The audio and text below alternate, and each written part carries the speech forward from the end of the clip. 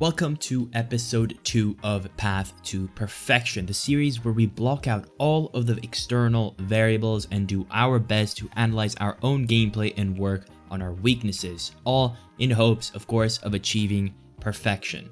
Now in today's episode, and often in many episodes I think we'll see in the future, we will be using the footage from our previous weekend league to track our progress. It kind of makes it easy to see where we're going, and a bit of a disclaimer is that it goes without saying that sometimes a major upgrade in your team, for example like buying yourself a Neymar or an Mbappe, will do more for your gameplay improvements than working on weaknesses, but we can't really control that. And if you have been following our pack profitability series, you'll know that even more, because let's face it, we haven't packed anything and our road to glory is struggling, but we can't control that. So that being said, if you saw our first weekend league warrior video, or if you were hanging out in the stream, you will have noticed that we hit elite last weekend, and what we did is everything was tracked, everything that matters at least, and so our focus is to improve on that and use the statistics to see our progress as we move along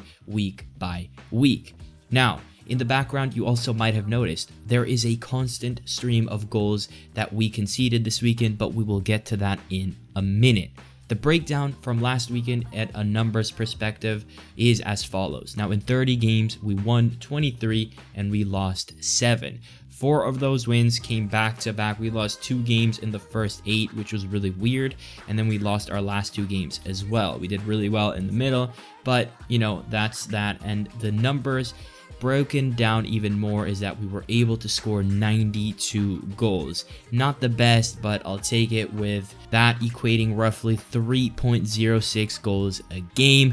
And then we conceded a whopping 44, which equals to 1.46 a game, which is far too high. I think in both of my previous best weekend league defensively last year, I was able to get to a point where I could consistently concede way less than 1 goal a game, so we have lots of work to do. And that's why today I want to focus on that, because what I did is I broke down every single goal that I conceded and I divided them into sections to see what types of goals I conceded the most.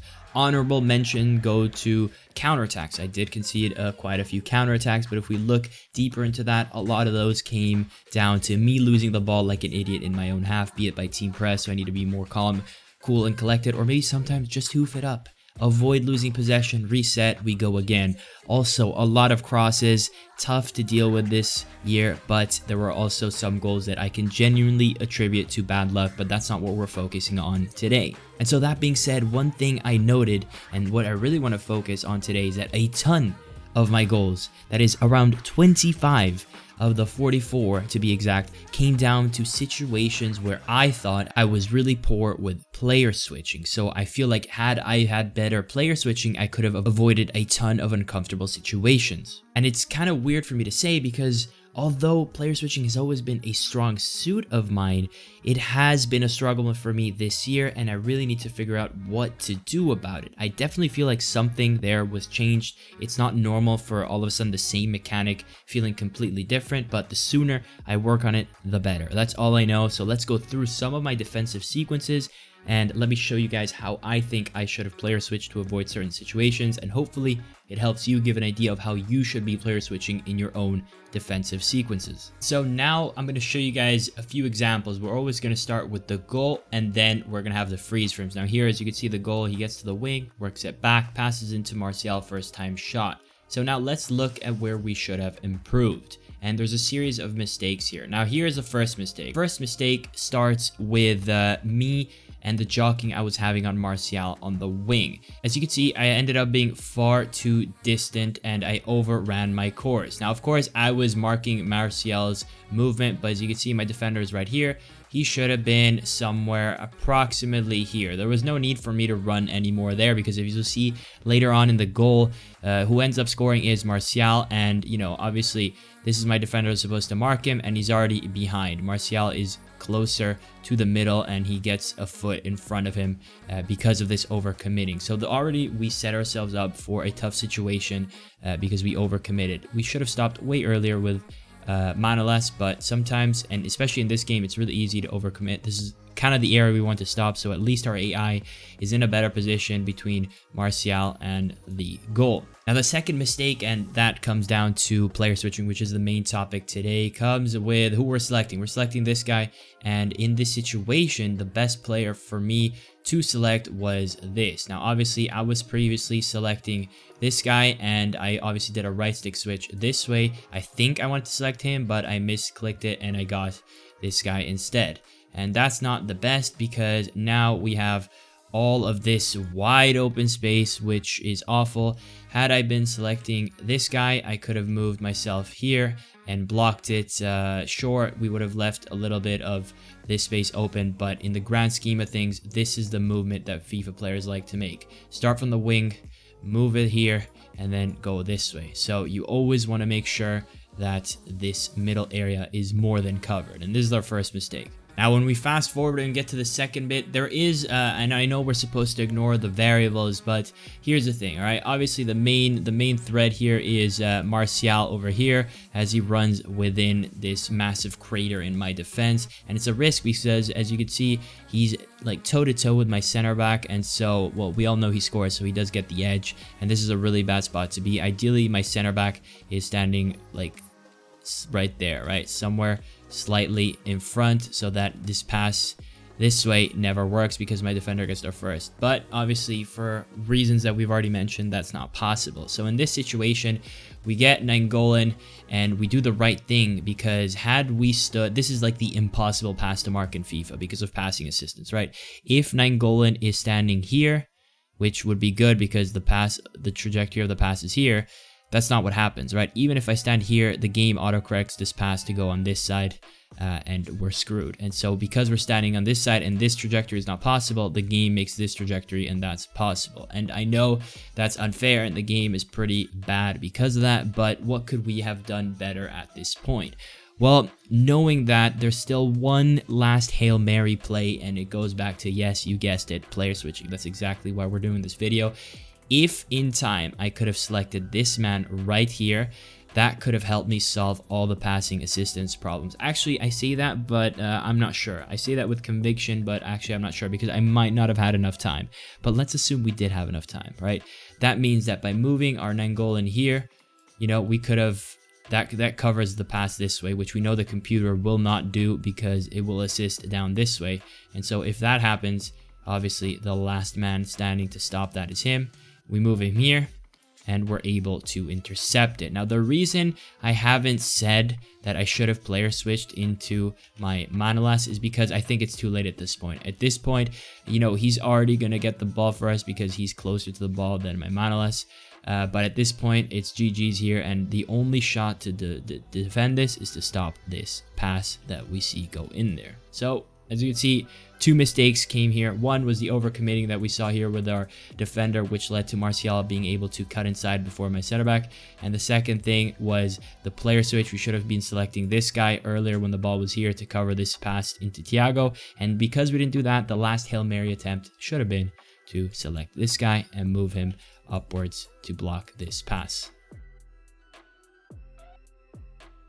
Now, example 3 starts with him on the wing after a goal throw, and he threw balls a really nice over the top into Werner, and he gets the easy finish. Now, this is a really quick and simple one. Should have had the presence of mind, and here is where the mistake begins. I'm kind of like hovering here, and I'm not really being aggressive enough.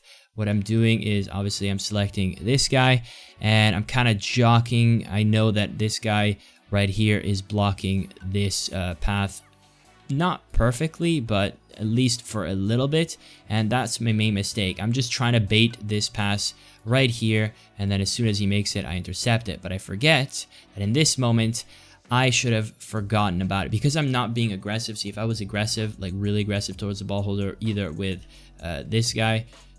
with this guy or this guy, I could have been aggressive, and then this pass over the top is never an issue. So what's the next best thing? Because I'm not aggressive, I'm putting myself in a situation where I have to select him, and immediately I have to start running back and cover that. Once that's covered, I can then come back and select either this guy or this guy and go back to doing what I was doing initially. But because we don't do that, Obviously that sets our opponent up perfectly, and he's able to have the easiest goal of his life.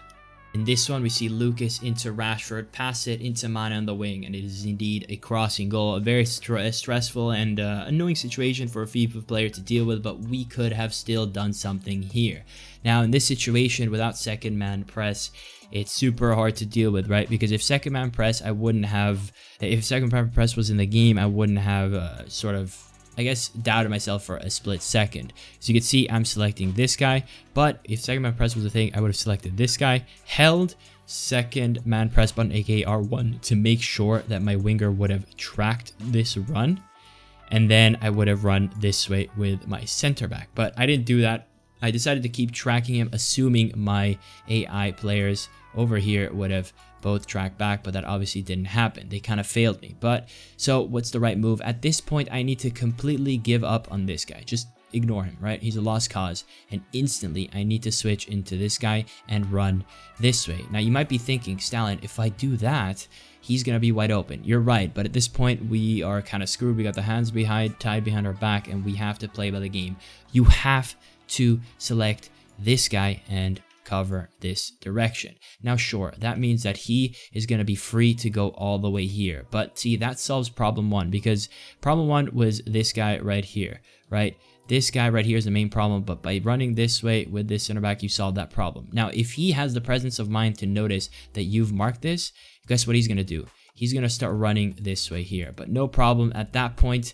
Well, obviously there is a problem, but the best thing you can do is once you've tracked this, you're going to meet him here, right there, right? You're going to be right here to meet him, who's going to go there. And at this point, you're going to be in a position to either hopefully try and tackle him or hopefully try and intercept a pass that's going to be him who's going to be there. And that's the best way to play out the situation. Completely forget about this whole space. Give it to him. It's his for the taking.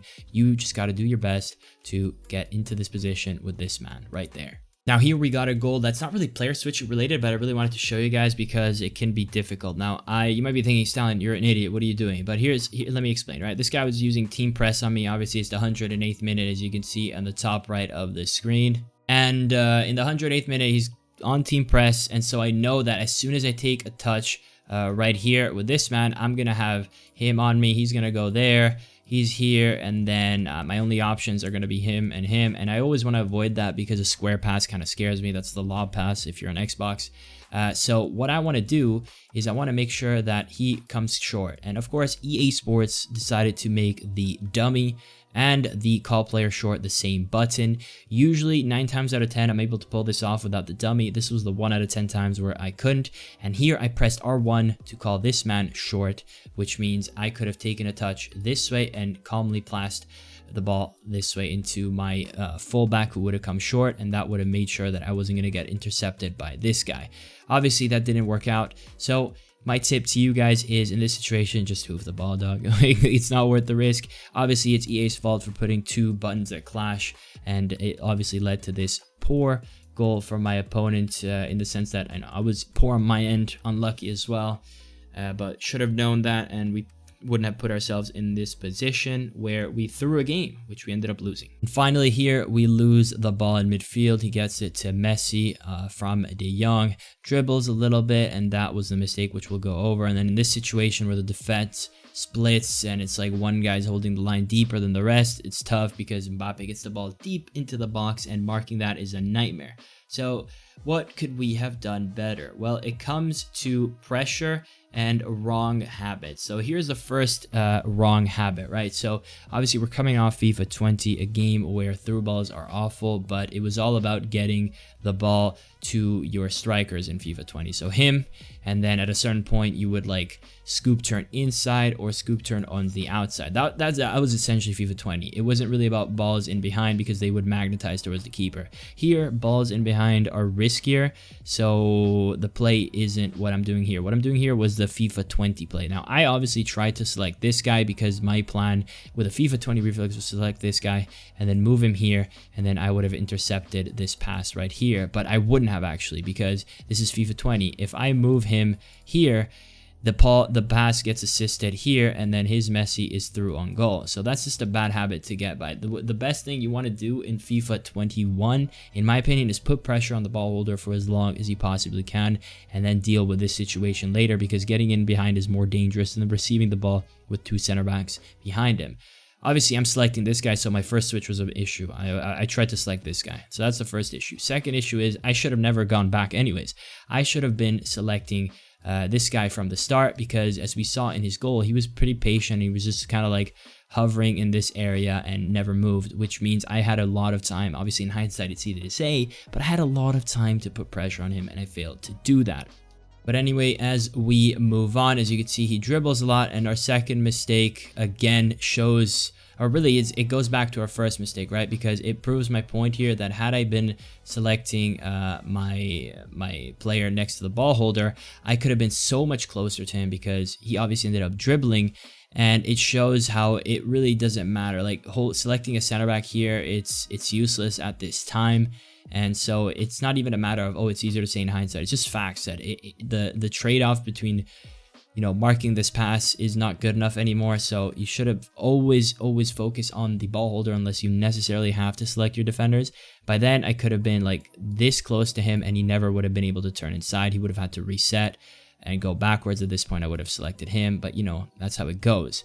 But again, if we keep playing the situation, you'll see that eventually he gets in this position, and this is a really uncomfortable scenario, because here, obviously, he's got back, the ball is going back to Messi, and the next pass is so obvious, especially it's going to be to Mbappe, and we know it is, especially because my AI teammate is going to go this way, and our defensive line is going to end up being like, right, like, which means Mbappe gets the ball right here, and he gets to do his little ISO play where he dribbles 10 times faster than I can jockey, and that's a massive issue. And defending that is just, you're putting yourself at a disadvantage, because when Klosterman ends up here, it's too late.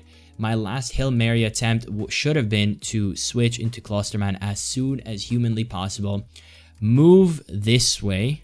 Even though that opens up the assistance pass this way, that's a pass that I'm willing to give the computer an attempt to try, because my keeper would have come out.